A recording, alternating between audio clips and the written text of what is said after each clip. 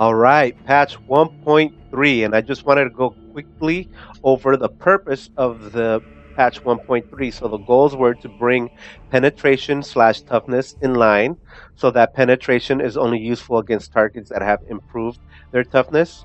For example, a chainsword and a power sword now do the same damage against the target wearing standard power armor and war gear.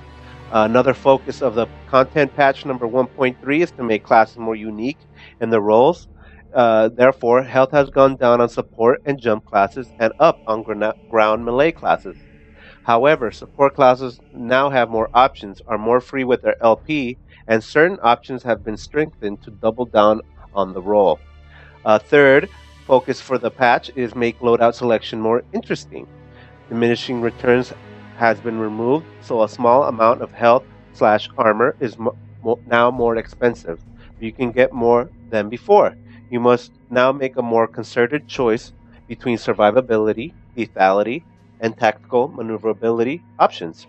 And a final goal of the patch is to address issues with the fast and thin Eldar classes being so hard to kill. Eldar now have lower effective health than everyone else, but they have had boosts to other areas to allow them to play more as intended. Righty, boys. Here we go. Bat Pimp here. Patch 1.3 for Eternal Crusade. And here we go. We're trying to get our new setup going. So let's start from the beginning. Here we got in the new hub, we've got the new background. It's no longer just your character floating out in space. And my character looks default because they did a bunch of revamping of the melee, the armor, the item system. So everything's reverted. So you get to choose it all again. So I'll show you what the orc one starts out. Because I'm an orc player. You got the squig in the corner here flying. You've got orcic technology, kind of like ramshackle stuff. So it's very appropriate. It also helps to look it out in the loadout style. We're going to have new loadouts. You can see all my stuff is default here on the left.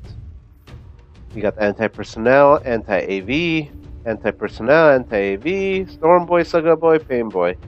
We got to start all over and make new characters. Right.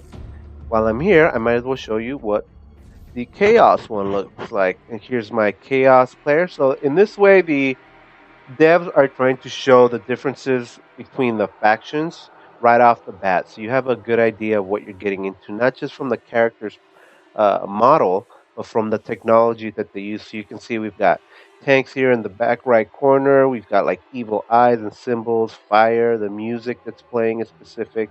And you can see the technology that the Chaos in this specific instance use. So now if we move to the Space Marine, you'll see it's much more organized. It even seems something we as humans might do. We've still got the Imperial skulls. You've got the music. Everything is a little more organized, brightly lit, and it's very epic, like Crusadic, or like Crusader-ish. I'm not sure how to explain it. And you know what? I've never even made an Eldar character, so you guys are going to watch me make one. So here we got the Eldar. You can see from their background, you can pick all the different sub-factions you can be. And if you know, I don't know anything about these guys, but if you know, some are like quiet, some are loud, some are more warrior-based, some are more range-based, some are more silent, their culture is more silent-based. They even speak in whispers. So here, let's just make the build 10, because I don't know any difference. Bam, Eldar bad. It is a fine thing to war with you again. And so now you're giving the option to go to the tutorial, but it's mainly just an arena, a garrison as they call it, where you can check out how you do attacks, what weapons you can equip. I'm going to skip all that for brevity. And here's how you can quick queue. Now I'm not gonna do that for you guys, but it's something cool to see that it's available to you. And this used to not be available to you. So now it's like leading new people in how to approach the game in a more easier way. So we've got the Eldar. You can see everything very oval and circular. There's gems. The music is very serene, epic. You can see that all the Eldar units are slim. They're tall. Their technology is very advanced. So it's pretty cool what they got going here. All right, let's switch scenes here. let's get to the nitty gritty. So we'll start off with the Space Marines, even though they're not my favorite faction. And we can see some of the new stuff they added. So I'm just going to create a guy. I'll just create a tactical, and let's equip him. Okay, so I should have showed you what I had there. So I went to the loadout. I went create, and it created down here. Why is it named new loadout? Because when I made it, I didn't edit the name, which I can now. So I'll just do SM1. Bam. Now, the stuff we want to go over is how they've changed all basically every weapon and every mod, just like grips, barrels, optics, they've all been changed in some way, basically. I don't want to say 100%, but I'm going to say it's a buttload. It's a lot. Next, let's check out the appearance tab. So we've got some upgrades. So we've got new backpacks for the Space Marines. So my character starts with none. Or well, with that anyways, the default one, and then now you can get the Iron Armor backpack, a Mark III change. So this is relatively new as of the 22nd of February when the patch hit. We've also got the Maximus armor. This is more Horus Heresy, as I understand. I'm not too familiar with the Space Marines history. And we also got the Corvus armor. Let's see here. Another thing they added, I believe, let's see here. Where was I looking?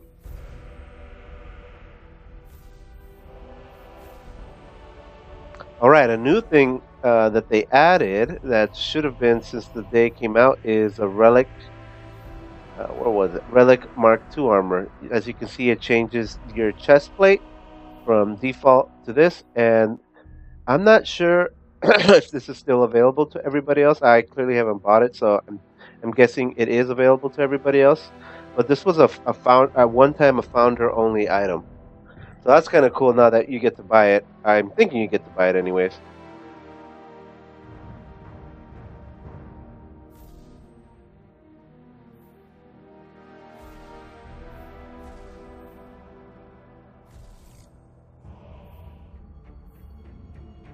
Alright, let's check out my favorite, the Orcs.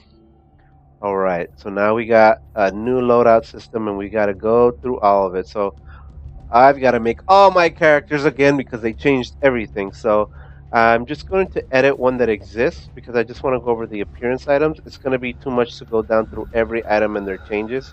I will attach the patch notes at the beginning of the video. Don't worry about that. But for you guys that are watching, let's see here. So I heard that we've got a new hat for the helmet. So we got, there you go, camo bandana for the Orcs. And I think there's different versions. There's regular bandana, camo bandana 2. Let's see, are any of these new ones? Nope, I think those were the only 3 that they added. Let's see here. I think that was all as far as appearance that they added for the Orcs. And let me check if there's new items.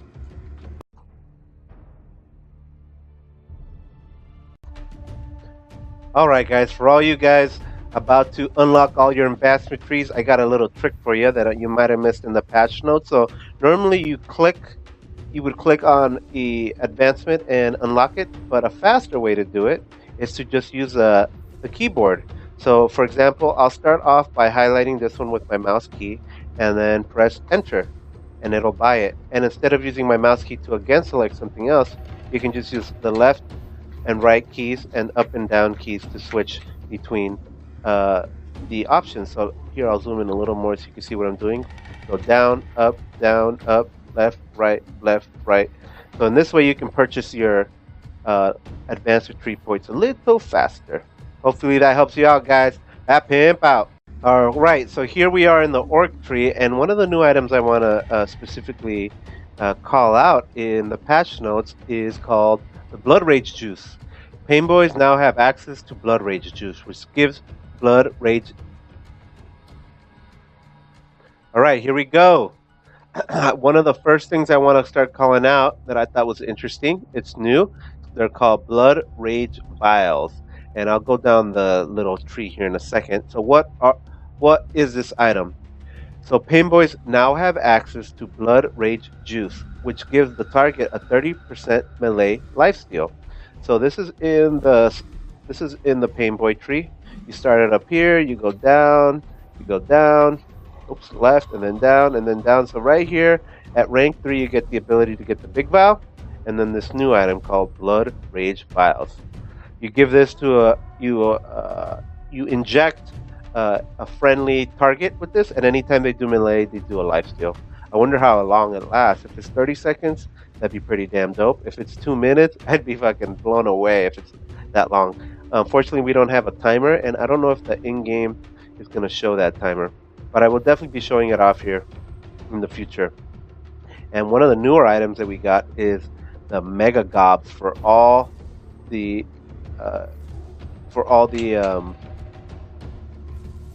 Alright guys, in this video I'm gonna show you what the new Mega Gob looks like. Now this has been limited to only elites, so let's create one, and we'll make a Slugga Knob.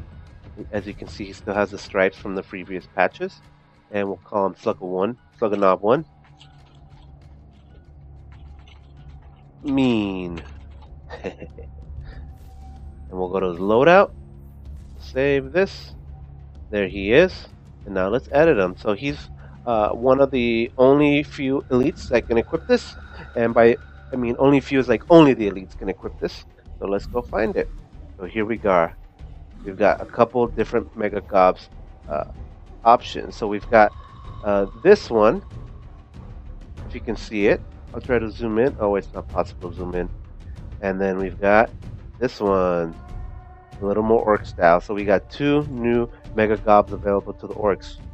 This is on top of the Slugga's Golden Gob that you can get and the regular Iron Gob. And then you got the Rusty Gob. So we've got two new options. We've got the Mega Gob. You can see the stat changes, which are much more significant since the patch.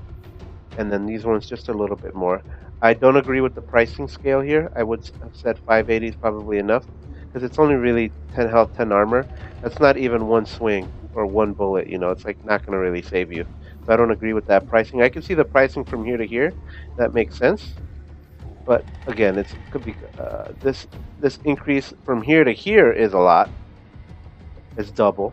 But in the grand scheme of things, I don't know if it's going to make that much difference. So there you go, the Mega Gob.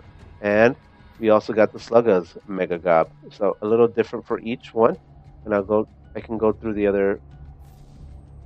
Alright, one of the new items I wanted to point out is here, the Mighty Flash Chopper. 500,000 rec, master crafted. And it is indeed the entire amount that you can collect right now in the game. So it is 500,000. This will probably take you, I mean, depending if you like play with friends or whatever, it's going to take you a while. Like, you only get a couple thousand per game. So you multiply that times, you know, if you do a team game, I'm going in the 15,000s, maybe. Of course, I only play with 5 people at a time. I usually don't play 30. And when you do, then it's a lot different. But here, I just wanted to show you what it looks like in game. And I could probably buy it. It's called the Mighty Flash Chopper. I wish I can compare it to something else. So we've got a dead shiny chopper of the flashiest sort made of pure gold. Other boys will be surely looking to crump the orc that owns this lovely piece of kit. So I'm not sure about the stats, but let's double check. Alright, here we are at the store, and I wanted to show you some of the things they added. The supply drop for the previous 1,000 requisition has dropped to 500. Also, to note, which is kind of important, boxes have had the requisition cost reduced to 3,000.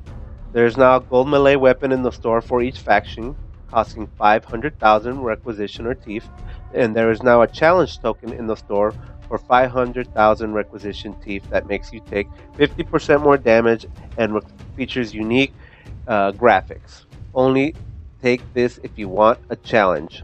Standard reward boxes which are these right here, I've had the requisition cost reduced to 500. Superior reward boxes have had the requisition reduced to 3,000, previously 5,000. All right, another item to talk about here in the store.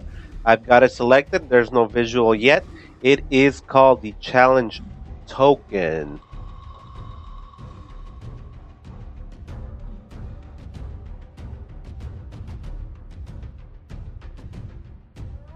So there, the new challenge token is in the store for 500,000 reactor teeth, which you can see right here, the cost and what I have. There's not. So the challenge token in the store makes you take 50% more damage and features unique visual effects. Only take this if you want a challenge, and here it is. So you've got like red grips. Honestly, for me, that's kind of black, kind of meh. I would have thought like a banner on your shoulders or some kind of like special hat, like a red hat, or I don't know. Obviously, they have to stay within the theme of the universe, but there could have been something a little more than this. It seems kind of lackluster for 500,000 rec. Basically, everything, every single point of requisition would have been gone just to get this, and who knows who would notice? In the middle of combat, they probably had no idea. I like the Mighty Flash Choppa. I would have probably added some like effects to it, but as you can see, this is kind of like a me. Take it as you will.